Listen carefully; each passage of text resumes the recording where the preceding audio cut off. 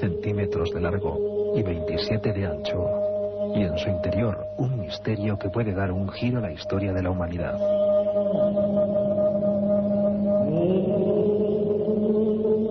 En la vieja urna funeraria reposaron hace 2000 años unos huesos enigmáticos, los restos mortales de Jacobo, hijo de José, hermano de Jesús.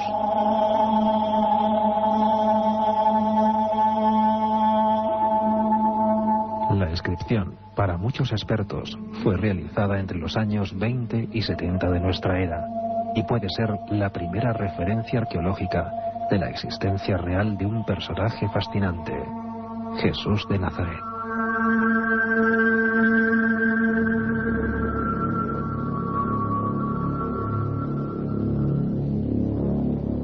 Buenas noches, comenzamos Milenio 3, sobresaltados con una frase que acaba de dar la vuelta al mundo. Está escrita en arameo sobre esa vieja urna funeraria encontrada en una tienda de antigüedades de Israel. Dice, según los expertos, Yaakov bar Yosef Akui di Yeshua, que significaría aquí yace Jacobo, hijo de José y hermano de Jesús. Todas las portadas de los periódicos del mundo, las ediciones digitales, han reflejado este hecho asombroso. Según André Lemaire, de la Universidad de la Sorbona de París, puede ser un dato fundamental, el primero de toda la historia, que realmente certifique la existencia de ese hombre, de Jesús de Nazaret. Pero las preguntas que se abren en torno a este misterio son mucho más importantes. ¿Quién es ese Jacobo o Santiago del que nos hablan algunos evangelios? ¿Tuvo Jesús hermanos? Toda una polémica que se abre con este descubrimiento, y quizás lo más lógico en Milenio 3, en este programa, hoy a los mandos técnicos de Elena Sánchez y como siempre con Carmen Porter, Carlos Barroso y Katia Rocha en el equipo, hay que decir que es ir al punto de los hechos, al lugar donde sucede la noticia. Una noticia que, como decimos, ha convulsionado al cristianismo y a la arqueología. Allí nos espera Julio de la Guardia, corresponsal de la cadena SER, en algún punto entre la franja de Gaza y Jerusalén. Julio de la Guardia, buenas noches. Hola, buenas noches. Bueno, ¿cuáles serían los datos principales que está pasando en torno a este objeto que, caramba, la polémica que ha montado en todo el mundo, ¿no? Bueno, pues hace más o menos 2 semanas un arqueólogo francés se encontró de casualidad en esa tienda que decíais de un coleccionista israelí un osario en el cual encontró una inscripción que, como tú decías, describe a Santiago o Jacobo como el hijo de José y a su vez el hermano de Jesús, lo cual pues de alguna forma legitima lo que dicen los evangelios apócrifos en detrimento de los canónicos, ¿no? Claro, este personaje, luego hablaremos de él, el hermano de Jesús, que aparece incluso también en las Sagradas Escrituras, un personaje, como muchas de las cosas de la arqueología bíblica, siempre lleno de brumas. Allí, ¿cómo se lo ha tomado, bueno, pues todas las comunidades religiosas que conviven en Jerusalén, Julio? ¿Cómo ha sido un poco, cómo has vivido tú el impacto? ¿Qué se dice, qué se comenta ahora mismo? Bueno, está claro que las comunidades religiosas establecidas, ya sean la católica o la ortodoxa o la protestante, lo han recibido pues con un cierto escepticismo, ¿no? En un primer momento. En el caso de los católicos en concreto, pues supondría reinterpretar toda esa figura de Jesús, ¿no? Por lo tanto, en un primer momento, lo que yo diría que se toma con escepticismo. Con escepticismo, que siempre es sano. De todas formas, Julio de la Guardia, nuestro corresponsal de la cadena SER en Jerusalén, en esa tierra, bueno, habitualmente tan acostumbrado a dar otro tipo de noticias, ¿no? Por lo menos hablamos de arqueología y de misterios. Esa tienda, ese anticuario, la tenía ahí casi como abandonada a su suerte, ¿no? Y fue un hombre, Lemaire, de la Sorbona, paleógrafo de la Sorbona, el que hábilmente parece que la compró por un... No, la compró no, mejor dicho, la cogió para analizarla, porque este anticuario a su vez la había comprado de algún lugar por tampoco mucha suma de dinero, según se está diciendo, ¿no? Correcto, el anticuario en sí lo había comprado de un barrio de Jerusalén que se llama Siloán, en castellano el nombre bíblico es Siloé, y no sé exactamente la cantidad, pero fue algo que le costó muy barato, y entonces este experto francés lo encontró de casualidad y lo pidió prestado para analizarlo, ¿no? Y a partir de ahí se ha dado el descubrimiento. Unos huesos de los que no queda ya rastro, es decir, es una urna funeraria que parece ser que los contuvo en algún momento concreto de la historia. Al parecer, bueno, esto va a seguir siendo motivo de debate, lo ha sido ya en los programas, en los grandes magazines, como Hoy por Hoy, de Iñaki Gabilondo, y esperamos que ante cualquier noticia, Julio de la Guardia, corresponsal de la cadena SER en Jerusalén, pues nos informes punto por punto, porque al menos el misterio está ahí, y sobre todo, como tú decías, hay que tomarlo con sano escepticismo. La polémica, de momento, con todo lo que toque la figura de Jesús, está servida. Muchas gracias por haber estado en Milenio 3, Julio de la Guardia. A vosotros, un placer. La noticia estaba allí, en Erez, en el paso fronterizo entre la Franja de Gaza y Jerusalén. Allí estaba nuestro corresponsal. Y la polémica, como hemos dicho, todo lo que toque la figura siempre fascinante de Jesús de Nazaret, aunque sea casi tangencialmente, como ha sido ahora, pues causa emoción por un lado, escepticismo por otro. Y aquí en Milenio 3 estamos siempre para indagar sobre todos esos temas que habitualmente nos salen en la palestra informativa, aunque esta vez sí que ha sido. Yo quiero comentar, antes de presentar a nuestro invitado, un detalle curiosísimo. Hace unos días, cuando se hace pública la noticia, estoy navegando por internet y en todos los grandes periódicos digitales encabezados por El País, bueno, pues la noticia concreta sobre Jesús de Nazaret y sobre esta supuesta tumba o osario del hermano era 10 veces más leída que cualquier otra noticia de política, cualquier otra noticia de sucesos o incluso de deportes. Me llevé una sorpresa tremenda y quizás demuestra a las claras este dato la fuerza que tienen este tipo de hechos. Nacho Ares es el director de la revista de arqueología, esa revista mítica ya que todos hemos leído tantas veces. Ahora está firmemente llevando el mando. Nacho Ares, bienvenido a Milenio 3. Muy buenas noches, Iker. Además acabas de publicar Tutankamón, el último hijo del sol, en Editorial Oberón, del que hablaremos profundamente en próximos programas. Nacho, muy rápidamente, para un primer análisis por encima de esta historia. A ti, como director de la revista de arqueología, como elemento arqueológico, esto que está ocurriendo, ¿a qué te suena? ¿También eres escéptico o eres más crédulo, podemos llamarlo así? Yo creo que soy escéptico. Ya habrá tiempo en estos minutos de hablar un poco de ello, pero es sabido por todos que cualquier elemento arqueológico, histórico, filológico relacionado con la figura de Jesús va a tener una innotable importancia en todo lo que es la comunidad mundial, ¿no? O sea, yo creo que la figura de Jesús no solamente ha calado profundamente en Occidente, sino en Oriente, donde es considerado por profetas, mejor dicho, como profeta por infinidad de religiones de este lugar. Y yo creo que sobre todo por la escasez de pruebas directas que relacionen este descubrimiento con la figura de Jesús, habría que tomarlo por lo menos en un principio con escepticismo. Jacobo Santiago, hermano de Jesús, del que se nos habla en los evangelios apócrifos. Habría que dedicar también un programa a ese mundo extrañísimo de esas otras, vamos a llamarlo así, y que nos perdonen los puristas, esas otras Biblias o escritos que quedaron apartados y que hablan también de este individuo. Tenemos también al otro lado del telefónico, y es un placer, a un escritor, historiador, César Vidal Manzanares, que además está de enhorabuena, y le damos desde aquí un abrazo radiofónico porque ha recibido el premio Las Luces 2002 por la biografía de Lincoln, recientemente fallado este premio. Don César Vidal, que además ha hecho un libro magnífico, Enigmas históricos al descubierto, en Editorial Planeta. Don César Vidal, buenas noches, bienvenido a Milenio 3. Muy buenas noches y muy bien hallado. Bueno, eres un auténtico, nos tuteamos, eres un auténtico experto en todas estas materias. Imagino que una noticia de esas que ponen en la palestra la figura de Jesús y la arqueología bíblica. César, una primera valoración de todo esto que ha ocurrido con esta urna.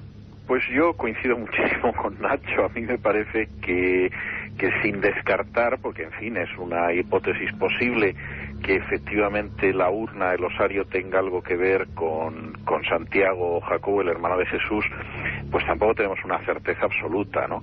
Yo quisiera además destacar otra cosa, es decir, aparte de que esto no es seguro, es decir, es posible, pero dista mucho de ser seguro. Santiago aparece como hermano de Jesús en el capítulo 13 del Evangelio de Mateo y en el capítulo 6 del Evangelio de Marcos. Se hace una referencia a él en el capítulo 15 de la primera carta a los Corintios como uno de los personajes que eran incrédulos, pero que en un momento determinado vieron a ese ese Jesús resucitado y cambiaron radicalmente de opinión acerca de ese cristianismo incipiente.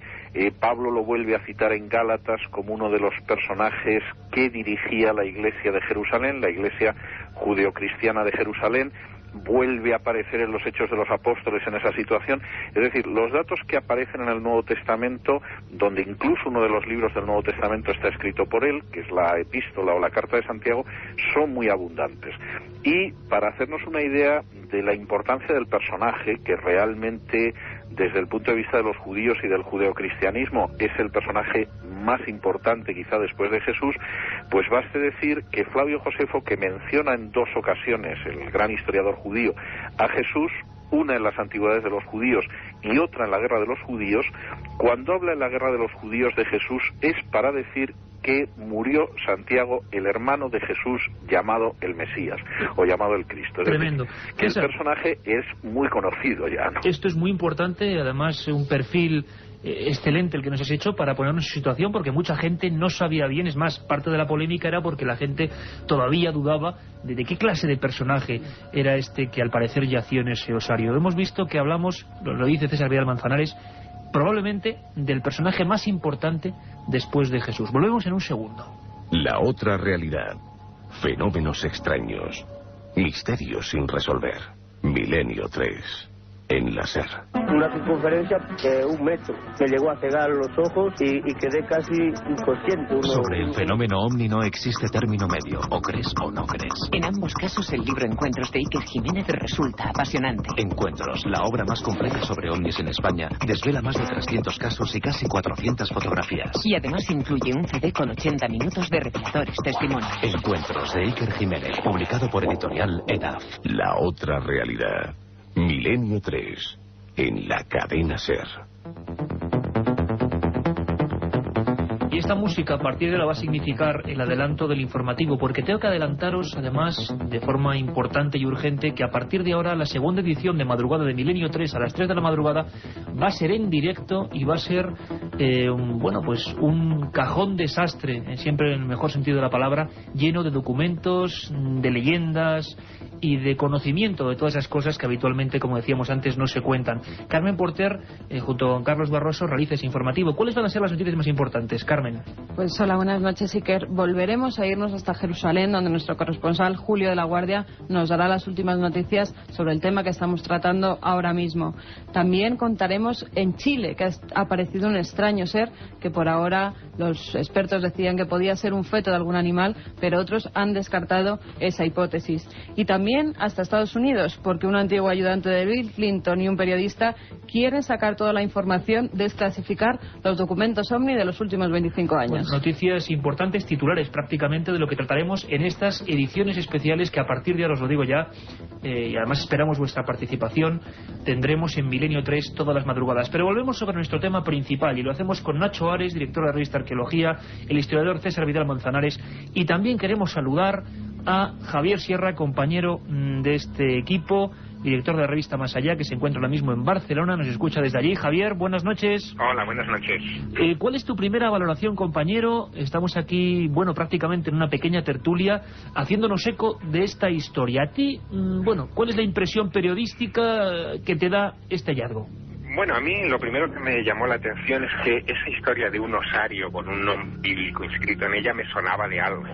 Y es que efectivamente, revisando archivos, en marzo de 1996, también en Jerusalén, un equipo de la BBC hizo público el descubrimiento en un almacén del Servicio de Antigüedades de Israel de 4 osarios como este que se acaba de descubrir, también encontrados vacíos, sin ningún hueso ni nada datable, digamos, por carbono 14 ni por otros medios, donde figuraban en hebreo los nombres de María, de José, de Jesús, hijo de José, era lo que decía esa otra inscripción, y Judá, hijo de Jesús. Además de esos 4 que se encontraron en un mismo solar, donde hoy hay un edificio de apartamentos en Jerusalén, se encontraron otros 2 osarios más con nombres escritos en griego que decían María y Mateo.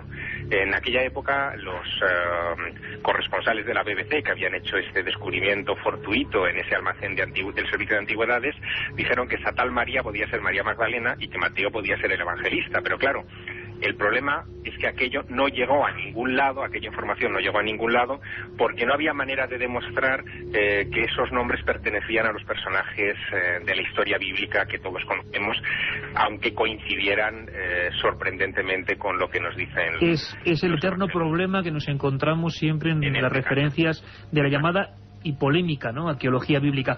César Vidal, una pregunta muy concreta. Hablan de que la probabilidad de que en aquella época, bueno, dicen que son nombres comunes, pero también Lemer, este paleógrafo de la Universidad de la Sorbona, el autor, vamos a llamarlo así, del descubrimiento, y otros profesores universitarios que le secundan, hablan de que no es tanta la probabilidad de que uno sea hijo de José, y sobre todo que en esa urna se mencione a un hermano, a Jesús, probablemente porque ese hermano fue alguien muy relevante en la sociedad, y que esto, según dicen las noticias, no es tan habitual. ¿Qué hay de cierto en esto, César Vidal? No es tan habitual, pero tampoco es concluyente. Es decir, los osarios de carácter judeocristiano, es decir, de judíos que creían en Jesús y del siglo I, la verdad es que son muy numerosos. Por ejemplo, en la zona de Talpiot, pues se encontró una colección de osarios hace tiempo, que incluso en algunas ocasiones hasta llevaban signos de carácter judeocristiano, y hay que tener en cuenta que los nombres son muy comunes. Es decir, María, por ejemplo, a fin de cuentas es Miriam, que es el nombre de la hermana de Moisés, que han llevado infinidad de judías a lo largo de la historia. Jacob es uno de los tres grandes patriarcas que son Abraham, Isaac y Jacob. José era un hijo de Jacob que también tiene una enorme importancia en la historia de Israel. E incluso Jesús no es ni más ni menos que la forma aramea de Josué, que es el sucesor de Moisés en la historia de Israel. Entonces, vamos a ver, que esto acota más la posibilidad de que ese osario sea el osario de Santiago, el hermano de Jesús. Bueno, ciertamente la probabilidad pues es algo mayor, ¿no? Pero no es en absoluto concluyente. Es decir, yo creo que hay bastantes indicios que marcan una cierta probabilidad, pero que desde luego no nos dejan movernos en el terreno de la certeza ni en el terreno de la seguridad, porque es que francamente no es así. Es decir, incluso aceptando que solo en una veintena de familias de la Jerusalén, pues de finales del Segundo Templo, de los años 50 al 70, se pudiera dar esa circunstancia, pues eso significa que en un plano optimista tenemos una posibilidad contra 19 de que efectivamente se fuera el osario de Santiago, que quizá lo es, pero insisto, ni lejanamente estamos cerca de esa certeza. Una certeza ahí brumosa, como decíamos antes, que es lo que le agrega misterio a este descubrimiento. Nos recuerda mucho películas, llevadas por supuesto desde el punto de vista hollywoodiense. Recordaba la película El Cuerpo, a otros niveles, ¿no? Ese descubrimiento que ponía en tela de juicio el cristianismo porque se encontraba algo que demostraba que allí estaba el cuerpo de Jesús, en este caso el de su supuesto hermano.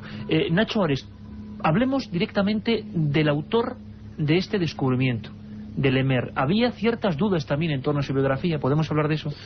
Sí, efectivamente, es quizás uno de los contratiempos quizás más llamativos que ha tenido este investigador francés a la hora de sacar a la luz el descubrimiento del osario. Y es que antes Javier Sierra decía que este hallazgo le sonaba un poco a los otros osarios que fueron descubiertos en 1996, o que al menos en esta fecha salieron a la luz, ¿no? Porque fueron descubiertos casi 15 años antes. Pero, por ejemplo, si nosotros consultamos esta mañana, hablando con Javier Alonso López, autor del libro Salomón entre la realidad y el mito, me comentaba que esta historia no le extraña y que le suena muchísimo a una parecida que protagonizó precisamente el mismo André Lemer hace casi 20 años, cuando en 1981 él publicó en una revista científica también el hallazgo de una pieza insólita, un artefacto también fuera de lugar, como puede ser este mismo, que aparece de una forma extraña en un anticuario, sin un contexto arqueológico, etcétera. En aquella ocasión era una granada de marfil, una pieza del fruto de una granada, y según una inscripción que aparecía inscrita en esta pieza, daba a entender que provenía del templo de Salomón. Después de una serie de aventuras que sería muy largo de desarrollar aquí, el caso es que el Museo de Israel se hizo finalmente con esta pieza por $1 millón de hace 2 décadas. Casi nada. La verdad es que ni en aquella época había suficientes pruebas como para demostrar que esta granada de marfil era originaria del templo de Jerusalén, ni muchísimo menos una simple inscripción, como decía ahora César, un osario que efectivamente por la tipología es de esta época, del primer siglo. Hablan del año 63. Sí, del año 63, porque hay que pensar que, según Josefo, el historiador judío romanizado del siglo I, habla que Santiago murió en el año 62 y por las tradiciones judías posiblemente fuera enterrado con este tipo de ritos en el año 63, ¿no? Y esta es la cronología que baraja Lamer, y también un poco a partir de lo que es el tipo de escritura. Pero también es muy extraño que un objeto de estas características, con una inscripción en arameo, relativamente sencilla de escribir, no hubiera saltado a la vista de cualquier anticuario. Claro, haya pasado desapercibido tanto tiempo, claro, ¿no? Me parece extraño que y todo el problema que hay de que el verdadero dueño de la pieza no quiere salir a la luz pública, etcétera, da también ese recelo de pensar que puede ser no un gran montaje, pero sí una especie de montaje también publicitario, en el sentido para conseguir incrementar el precio arqueológico de esta pieza en una subasta, o también centrarlo como foco de atención de grandes exposiciones, como efectivamente dentro de poco se va a exponer en Toronto, en Canadá y en Estados Unidos. De todas formas, Javier Sierra, ¿por qué las noticias que tienen que ver con la arqueología bíblica son siempre tan controvertidas? Según muchos especialistas es quizá por la fe, nunca mejor empleada esta palabra, de los arqueólogos, en vez de no hacer ciencia, dicen muchos, en demostrar hechos del pasado. Pero ¿por qué también al mismo tiempo, Javier, ocurre esto y todas las portadas de los periódicos, sobre todo las digitales, ha sido tremendo, se ocupan de esta historia? Se habla de Santiago, hermano de Jesús, es decir, se está poniendo el dedo en la llaga en el hecho de que Jesús pudo haber tenido hermanos de sangre, que es algo que el dogma después se ha encargado evidentemente de disuadirnos o de desacreditar. En el caso de los sarcófagos del año 96, el asunto era todavía, de los sarcófagos de los osarios del año 96, el asunto era todavía más sangrante, porque había una de esas cajas que llevaba el nombre de Jesús. Si Jesús estuvo encerrado alguna vez en un osario, quiere decir que no resucitó. La otra realidad. Fenómenos extraños. Misterios sin resolver. Milenio 3. En la SER. Un viaje en busca del misterio. Milenio 3. En la SER. César Vidal Manzanares, si realmente estuvo ahí, imaginemos que es una certeza absoluta, que se comprueba que ahí estuvo Santiago, el hermano de Jesús, ¿cuántas cosas cambiaría este hallazgo, este descubrimiento?